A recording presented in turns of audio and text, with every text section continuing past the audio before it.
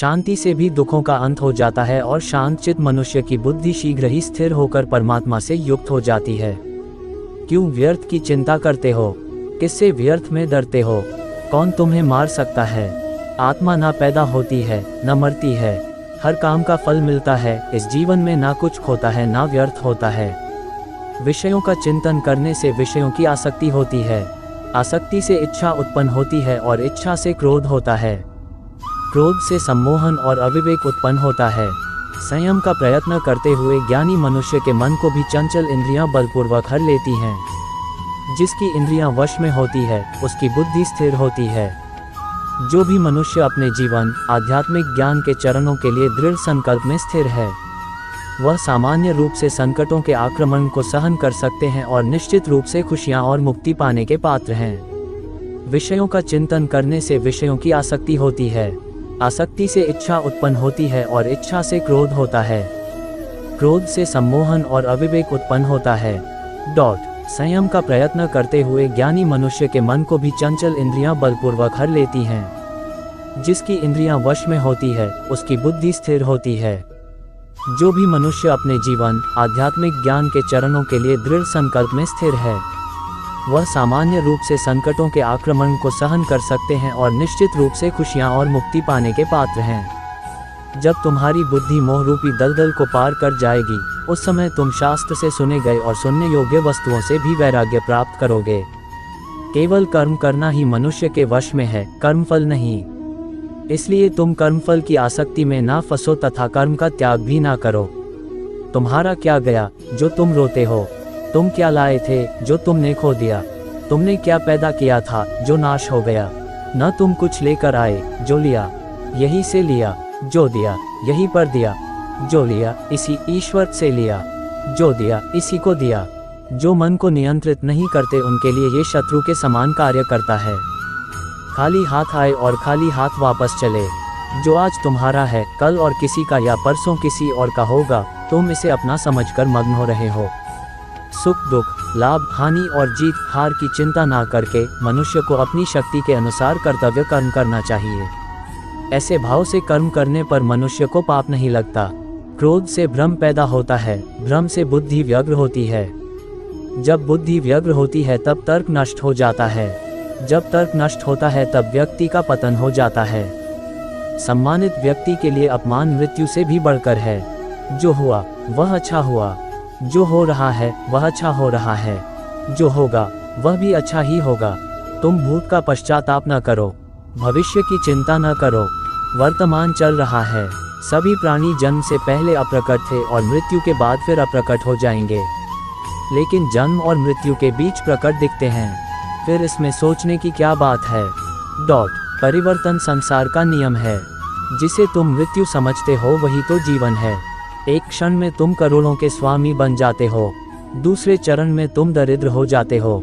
शस्त्र आत्मा को काट नहीं सकते, अग्नि इसको जला नहीं सकती, जल इसको गीला नहीं कर सकता और वायु इसे सूखा नहीं सकती। जैसे मनुष्य अपने पुराने वस्त्रों को उतार कर दूसरे नए वस्त्र धारण करता है, वैसे ही आत्मा मृत्यु के बाद अपने पुराने शरीर को त्याग करने से ही प्राप्त करती है।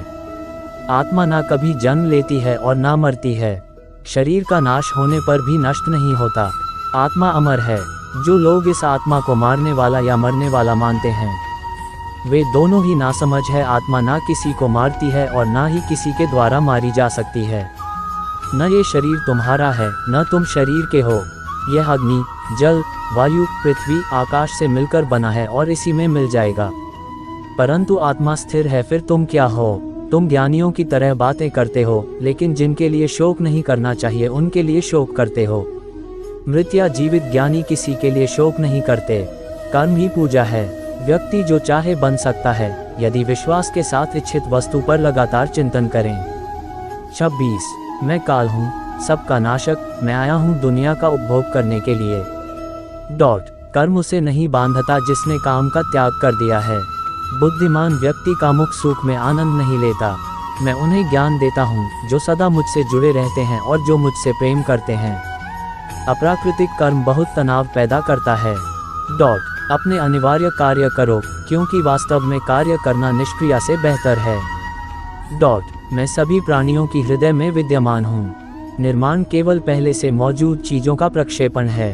बुरे कर्म करने वाले सबसे नीच व्यक्ति जो राक्षसी प्रवृत्तियों से जुड़े हुए हैं और उनकी बुद्धि माया ने हर ली है, वह मेरी पूजा या मुझे पाने का प्रयास नहीं करते।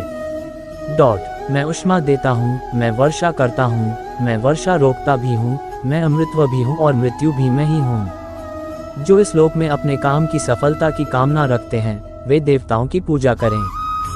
जब वे अपने कार्य में आनंद खोज लेते हैं तब वे पूर्णता प्राप्त करते हैं। इंद्रियों की दुनिया में कल्पना सुखों की शुरुआत है और अंत भी, जो दुख को जन्म देता है। कर्म योग वास्तव में एक परम रहस्य है। कर्म मुझे बांधता नहीं, क्योंकि मुझे कर्म के प्रतिफल की कोई इच्छा नहीं। करुणा द्वारा निर्देशित सभी कार्य ध्यान से करो। सदैव संदेह करने वाले व्यक्ति के लिए प्रसन्नता ना इस लोक में है ना ही कहीं और। किसी और का काम पूर्णता करने से कहीं अच्छा है कि अपना करे, भले ही उसे अपूर्णता का साथ करना पड़े। जो ज्ञान और कर्म को एक रूप में देखता है, वही सही मायने में देखता है। जो चीज़ हमारे हाथ में नहीं है, उनके विषय में चिंता करके कोई फायदा नहीं है। जो कार्य में निष्क्रियता और निष्क्रियता में कार्य देखता है, वह एक बुद्धिमान व्यक्ति है। यदि कोई बड़े से बड़ा दुराचारी भी अनन्य भक्ति भाव से मुझे भजता है, तो उसे भी साधु ही मानना चाहिए और वह शीघ्र ही धर्मात्मा हो जाता है तथा परम शांति को प्राप्त होता है। जैसे प्रज्वलित अग्नि लकड़ी को जला देती है, वैसे ही ज्ञान रूपी अग्नि कर्म के सारे बंधनों को नष्ट कर देती है। अपने आप जो कुछ भी प्राप्त हो, उसमें संतुष्ट रहने वाला, ईर्ष्या से रहित, सफलता और असफलता में संभाव वाला कर्मयोगी कर्म करता हुआ भी कर्म के बंधनों में नहीं बंधता है। जो आशा रहित है, जिसके मन और इंद्रियां वश में है, जिसने सब प्रकार के स्वामित्व का परित्याग कर दिया है, ऐसा मनुष्य शरीर से कर्म करते हुए भी पाप को प्राप्त नहीं होता।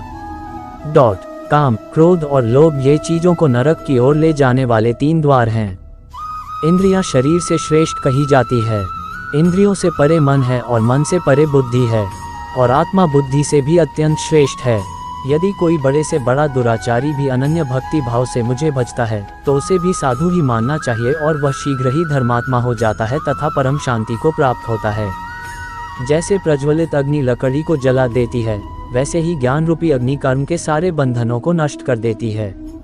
अपने आप जो कुछ भी प्राप्त हो, उसमें संतुष्ट रहने वाला, ईर्ष्या से रहित, सफलता और असफलता में संभाव वाला कर्मयोगी कर्म करता हुआ भी कर्म के बंधनों में नहीं बंधता है।